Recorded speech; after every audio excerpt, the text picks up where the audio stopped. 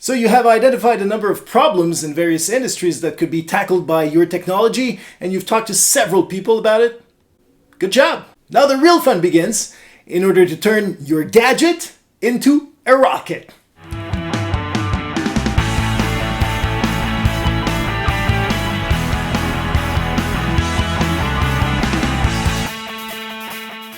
In this video, we'll address a key question for any startup, which is about charting the course ahead. One very classic trap that many technical founders fall into is neglecting to segment the market. If you ask an inventor who could use your technology or your invention, a classic answer to that is usually, well, anybody, right? Well, no. In fact, what you need to do first and foremost is to divide the market into who actually needs your technology for which type of application.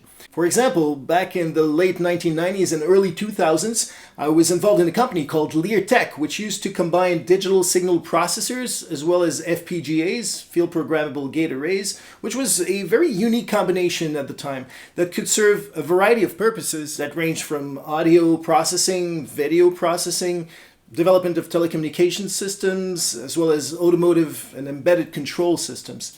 In other words, we, the inventing company, thought that, this could do everything, including the dishes. But even though it could, in fact, achieve a number of things in any of those vertical application segments, chasing all of them at once proved extremely difficult for a number of reasons. We had to develop specific products and software integrations for them. It was a different language. Those were different types of customers located on different geographies who had different purchasing mentalities. All of which made our lives extremely hard as a startup because we only had so many resources to spare. So soon we realized that we needed to do a much better job at segmenting the market and also at selecting which of those markets we were going to go after. Yeah, so the idea of who your target market is shifts all the time. And there is so much learning involved.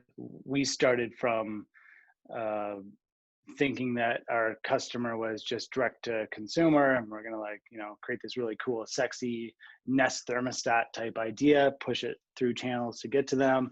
And we didn't know who our personas were, we didn't know the segments, but man, this was just such a cool idea, right? And then leveraging some of the utility network that I had, Hydro Quebec, we'd go through them to then get to those people. But then that was a little bit challenging. And so it was just constant iterations, constant use case or scenario testing. So it's definitely useful. At the early stages, I think it's less about picking a market in the sense of, I'm going to build this market. It's more about managing, dividing the list of questions you have to ask into sections.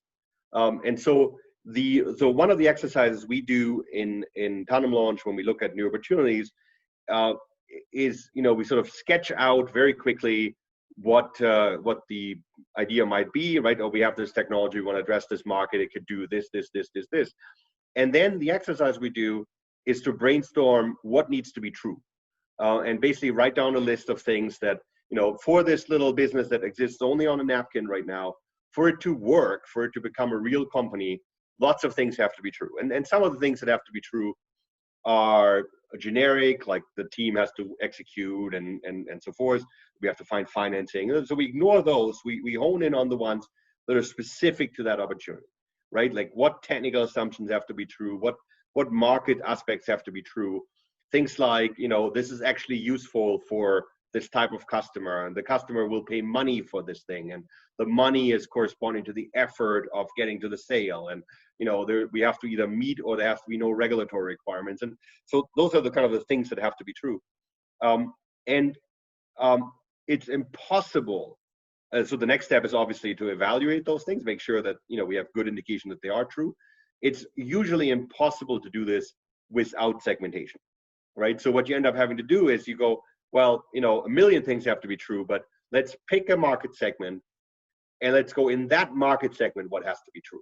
And then ask around this, do user studies, engagement, surveys, ultimately, minimum viable product exploration, and so forth, and do that in that segment. And then you might very well do that in other segments too, right? You might very well go, I had this morning a meeting for a new venture that we're kicking off, and they have potential use cases of their technology in some consumer-facing applications, some enterprise industrial applications, and even in the consumer side, there's like 2 variants that are pretty distinct. So we'll do this exercise on all 3 areas, but we have to separate because the list of what has to be true is very different, right? In industrial, the answer to will the customer pay enough money is very easy. Like for this particular thing, they will pay tens of thousands of dollars. But in the consumer side, no consumer is going to pay tens of thousands of dollars for anything, much less that thing that we have, right? So things like margin economics, the technology is the same. So, we have to have good margin. Is it one that's trivially easy to answer as true in the industrial segment? It's really, really sophisticated to answer on the consumer segment. From a strategic point of view, in order to select the best market segments to go after, you need to chart them according to attractiveness and competitiveness, and map them then on a 2-dimensional axis or matrix, such as this one. Essentially, what you want to do is investigate how attractive is any market segment. For example, what size is that market? Is it growing? Are the vendors on that market doing any profit? Those are all examples of what would make a market more or less attractive. And then comes competitiveness, which is essentially your ability as a startup to be an efficient player or contender on that market segment. Bearing in mind that sometimes competitors or alternatives might not be existing. In other words, sometimes status quo is a very efficient competitor that you should definitely bear in mind. And theoretically, you would obviously want to go for market and market segments that are both attractive and in which you can be a competitive player. We had to do a lot of research, competitor analysis, understand what other people are doing that, I mentioned Tesla a lot in this conversation. Like, they're not a competitor. We don't compete with them. They are up here. And, Schneider Electric, they're up here. We compete with the company you haven't heard of yet, because we are a company that you haven't heard of yet.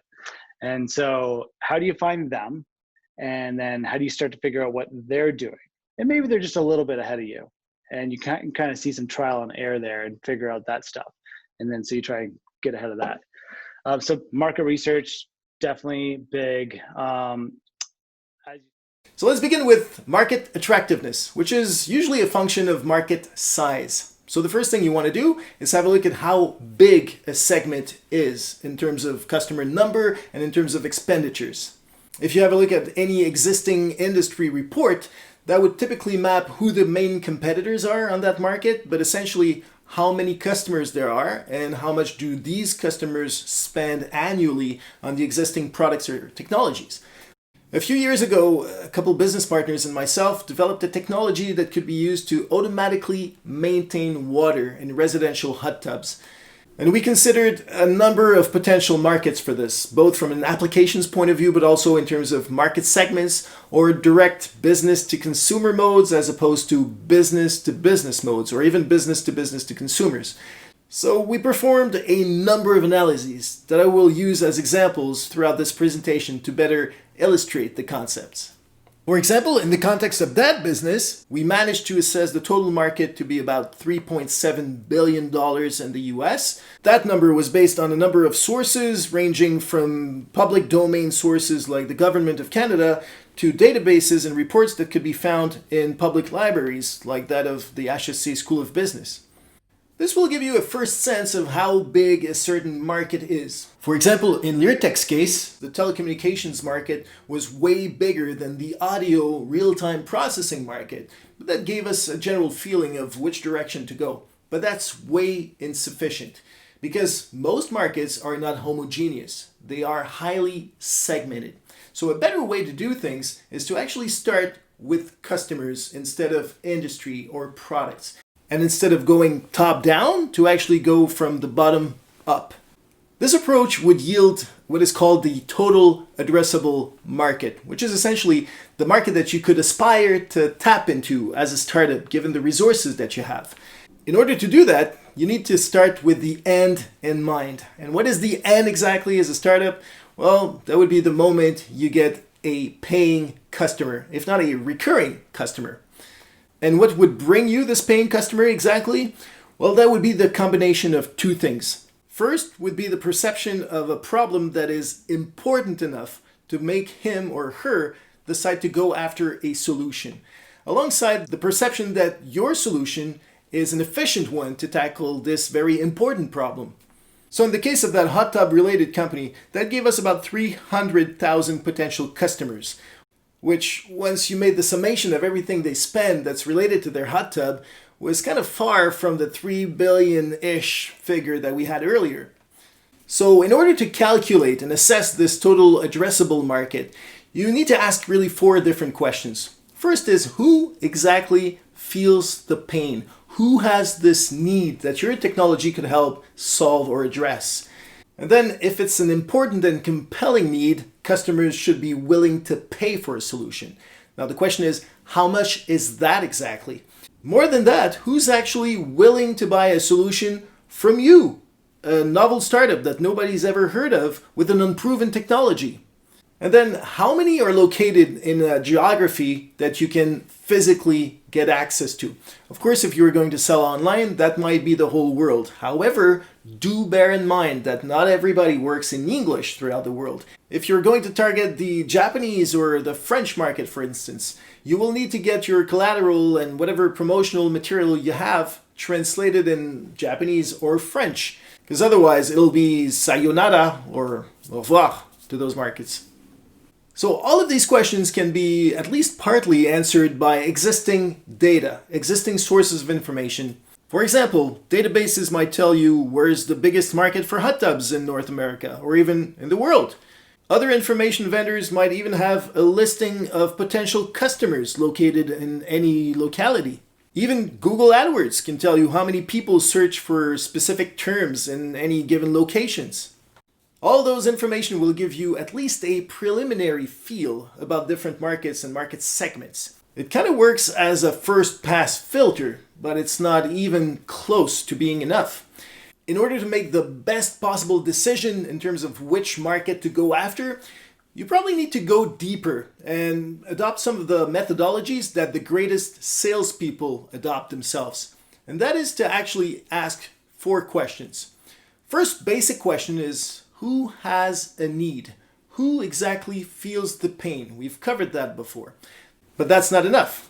These people also have to be aware that they have a problem. And better yet, have started looking for solutions, if not started to develop solutions in-house by themselves. And the crème de la crème is actually when you can identify those people who have actually even secured a budget to find a solution. That would be the most ready market there is. Because what you want to avoid at all costs, especially as a startup, are the never-ending sales cycles. Every technology entrepreneur knows about the difficulties and challenges associated with being an evangelist, of having to get your customers or potential clients to see the light, to show them what your technology can do for them. That is even more difficult when your technology or invention is radically different from what people have seen before. So if you can focus on markets that have a certain level of readiness already, your marketing will be way more efficient and your startup will take off way more rapidly. And readiness is actually innovation readiness, which the Rogers model contends is not exactly consistent across the board. Some people, innovators and early adopters, are like the golden retrievers on the market.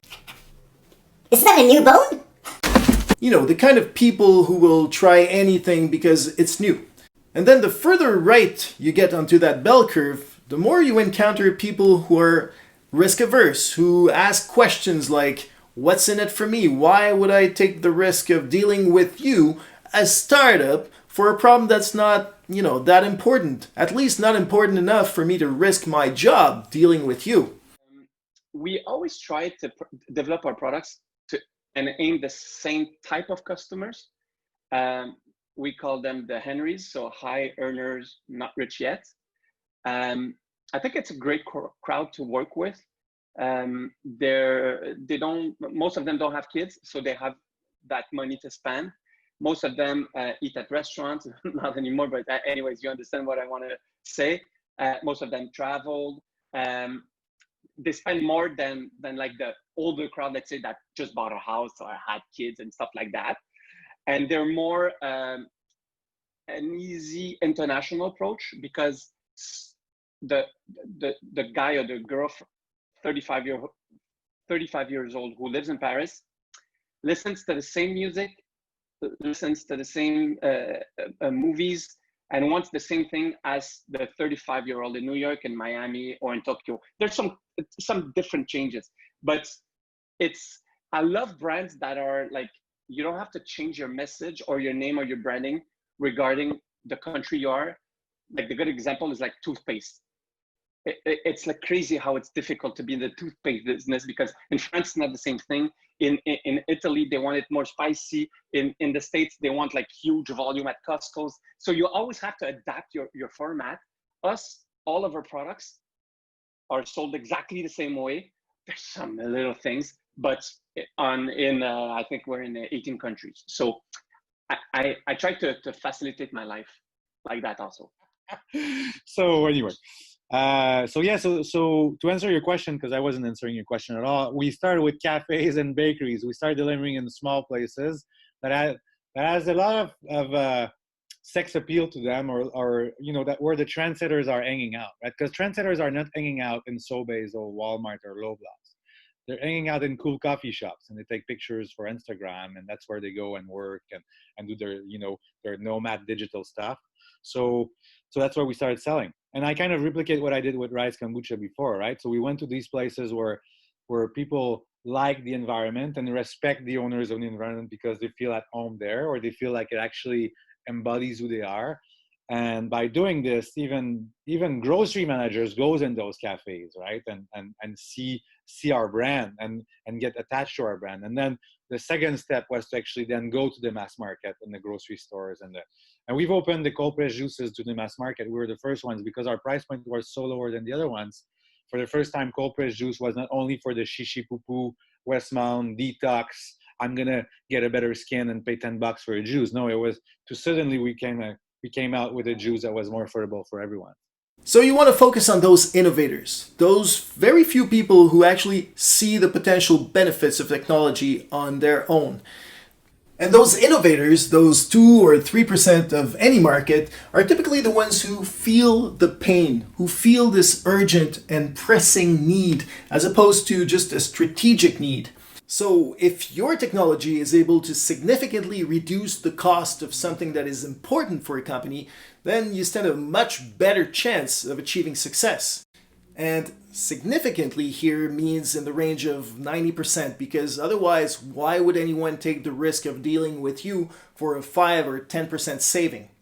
That would be simply more urgent and pressing than something more strategic, like we want to improve the quality of our working environment, or it's our corporate philosophy to reduce waste, for example. Not that those are not important, they're just less urgent. Therefore, the sales cycles might be way longer, and you might have a way more difficult task of selling your stuff since you're a startup.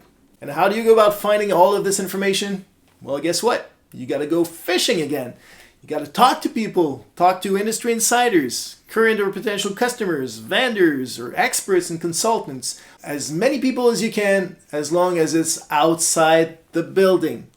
So after you've filtered out those market segments that are not that interesting for you in the end, the time comes to actually select a beachhead. A first market you'll go into in order to make a dent, and then move from there to other markets.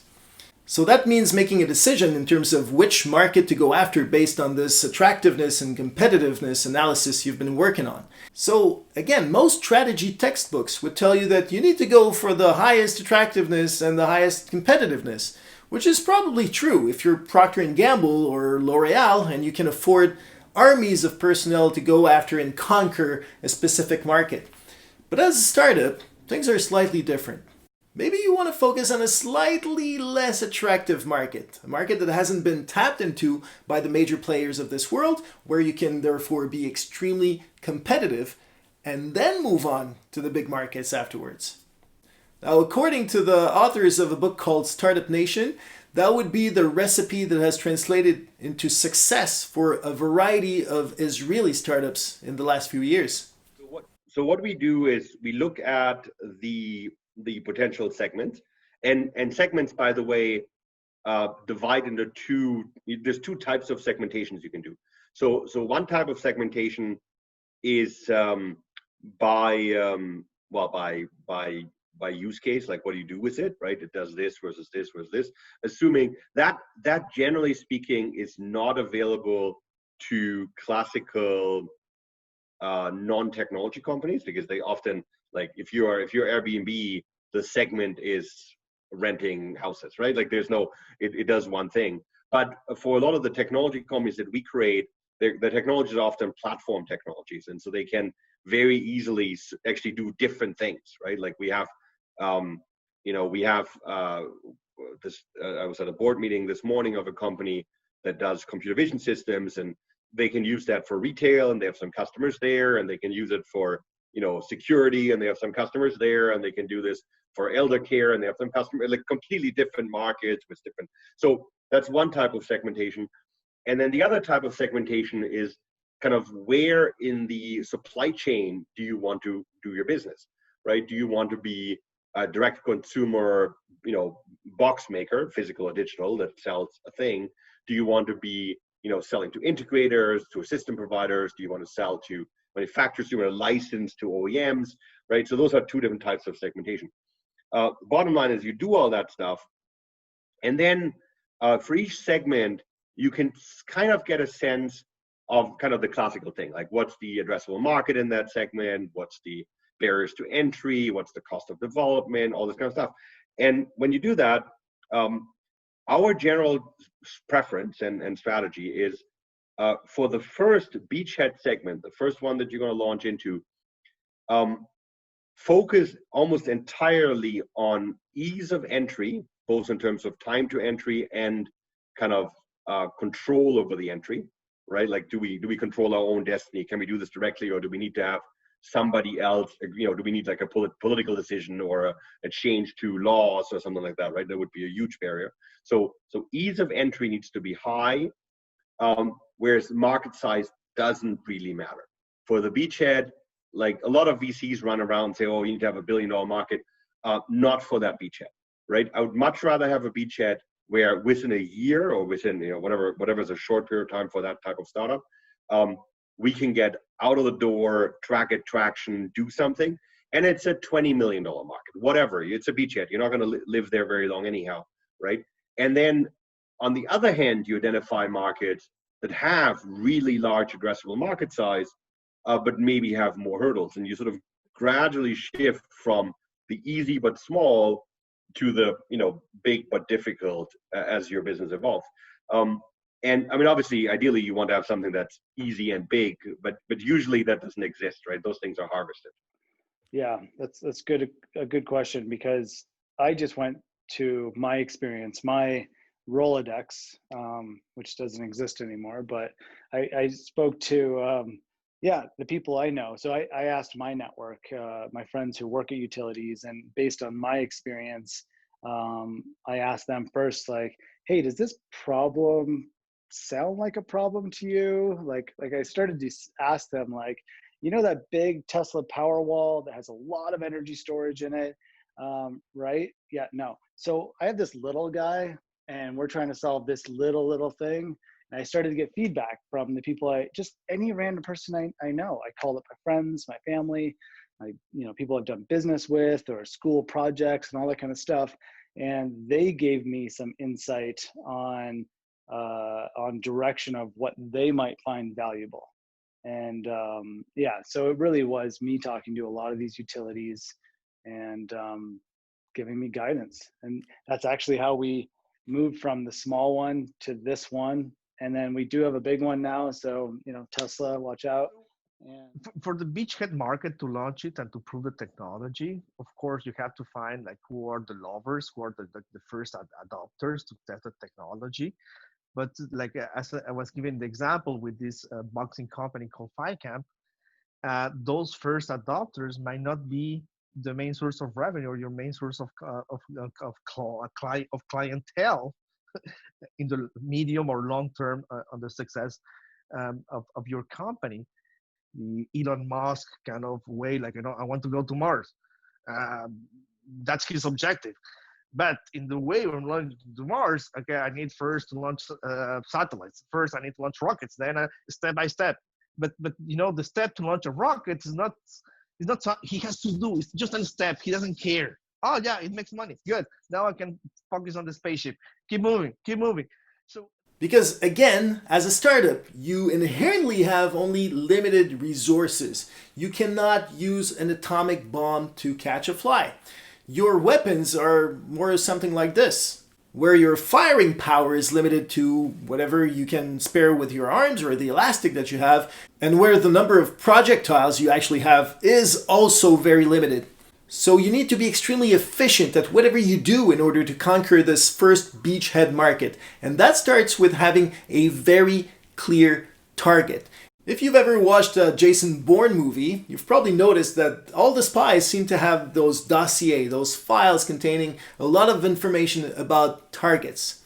That's the very concept of what you have to develop for yourself. Because you might have spent a lot of time segmenting the markets into somewhat homogeneous groups of applications for a given technology. And once you've selected a beachhead market, well, even that beachhead can be sub-segmented into different types of actors. And you need to have an exact, as clear picture of who these guys are in order to really effectively target them. Simply because you cannot afford, even from the perspective of your mental or cognitive space, to have too many rabbits, too many personas to be chasing all at once. So you want simplicity, and simplicity comes in the form and shape of a persona. And what is a persona exactly? Well, there are two types of personas. There are the human or individual personas and the corporate personas. The individual personas are typically who are you going to be talking to? What are their roles in their organization? How long have they been working for this organization? Where do you find them? Do they go to trade shows? Do they read any magazines or subscribe to specific news groups, for example? But also, from a more psychographic or psychological point of view, what are their values? What do they like? What do they dislike? What do they fear even, perhaps? Because at the end of the day, even if you're selling to a company, it's still human beings making the decision on the other side. That's why Xerox, for example, doesn't sell its photocopy machines by saying those are the best photocopiers in town. They say nobody loses their job from buying Xerox. They tap into the fear of people losing their job for making a bad decision. Then, in the very same line of thought, there are corporate personas as well. Companies behave differently. Some are more risk-averse, some are more driven by innovation and novelty, some are more consensual, whereas some are more driven by a charismatic boss, for example. Companies come in all shapes and sizes when it comes to their internal psychographics. So you want to devise a persona for them. If this company were a human being, what would he or she be like? Would it be a man or a woman? Would it be more introverted or extroverted? Would it be more open to risk? Close to risk? How old would this person be as well? Those are all human-derived factors that can also be augmented with corporate factors. For example, is this company more conservative or open to risk? Is it a big company or a smaller company? Bearing in mind that oftentimes hungry SMEs tend to be more innovative and risk-taking than the big corporations, even though that's not universally true. And then where are they located? Are they in the US or are they in France, Japan, Israel? That might change a lot of things in the picture as well. For example, in our own case of Leartech, we decided to go for the telecommunications market because this was the biggest market with the most budget to spare for the type of technologies that we had. We focused on big companies that had at least 200 engineers assigned to development of telecommunications systems. That gave us companies like Siemens, Alcatel, Sony, Ericsson, and the like. And then we also worked on developing personas from the internal point of view. So we would target the user, who was the telecommunications engineer. We called him Jack, who was visionary and passionate mid-level engineer who was looking for solutions to problems that he actually had. And then we also came up with the persona of his boss, Bob, who is a manager with technical expertise that's somewhat become obsolete as he took on more managerial roles and positions in his organization, and who can make decisions up to a $50,000 price point. More than that, we also figured that those companies would be located either in the US, Japan, Finland, Germany, or France. Those would be the territories that we would focus into, because we had quickly realized that we could not be in England or Argentina at the same time as we were focusing on those key markets. So use cases and user profiles are useful in general. They just look very different. In a business to business context, it has more to do with identifying the profile of what I said earlier, which is where in the supply chain do you want to be, right? So the profile of a super thin margin OEM, that's very cost sensitive and, so is a very different profile than of a, systems integrator or of a service provider or, with different parts of the chain that you can enter. And then even within those, there are different personalities, right? So, if you're selling into the mobile phone industry, the personality of Apple is very in-house, secretive. The personality of Samsung and other, Huawei, other tier one player, leading players, is much more acquisitive but they're number one, so they're slow and they're big. And then the personality of smaller, kind of more nimble mobile phone makers is much more rapid moving. And so you're still creating personas, right? But it's corporate personas rather than consumer personas. Well, we obviously that's a complicated question, but we just talked about reaching to the right people in which you have confidence, high level enough to give you opinion about the pricing and if they're going to buy pilot or not. One aspect that in almost all cases we forgot is that person that has the level of authority to buy your product, in most cases, not going to be using the product, right? Especially in a B2B context. So my example here are going to be in a B2B context mostly.